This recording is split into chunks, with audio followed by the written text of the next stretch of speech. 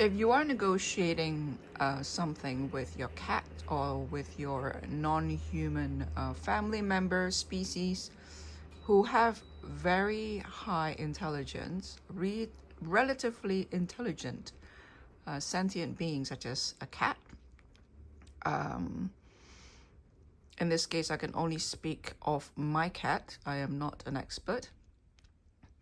For example, in this case, she has issues with eating. She constantly begs to eat and will sit there. I've trained her to sit to ask for food instead of climb or jump. And she'll sit next to her bowl as an indication of wanting food non-stop. She started nagging. And at some point, it is true hunger, but at other points, I'll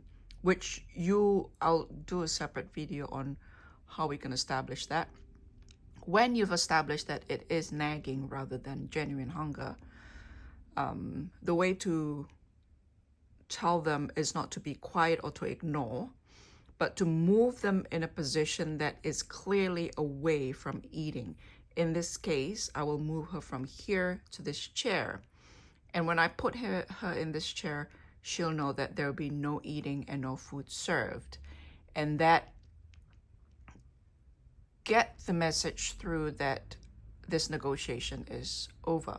Sometimes I do feed her here because she has arthritis and coming up and down can be a little bit painful, but that's only for dry food, which she doesn't favor. So for dry food, there is a machine automatic feeder here, and then sometimes I'll put it here as to say that if she is hungry, she can eat the dry food, but no wet food is going to be served anymore. And this is in an occasion where wet food is much preferred. Apparently, it's tastier, it has a stronger smell, and most cats apparently prefer wet food. And I think dogs might be the same as well.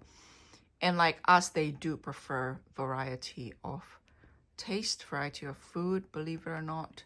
They like clean sheets, clean beddings. They like sort of props for their head, like a pillow, the equivalent of a pillow to us. And this I can only say for a fact with our cat only, but generally from talking to other people with cats and dogs, this seems to be the case. The idea is that they have actually a lot more in common with us than we've probably been brought up to believe.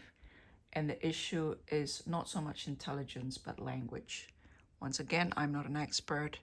I can only speak for this one cat, but I believe certain things, behaviorally speaking, in the behavioral sciences for humans, I believe there are certain patterns that make a general principle of behaviors that applied to all mammals. And so, till then.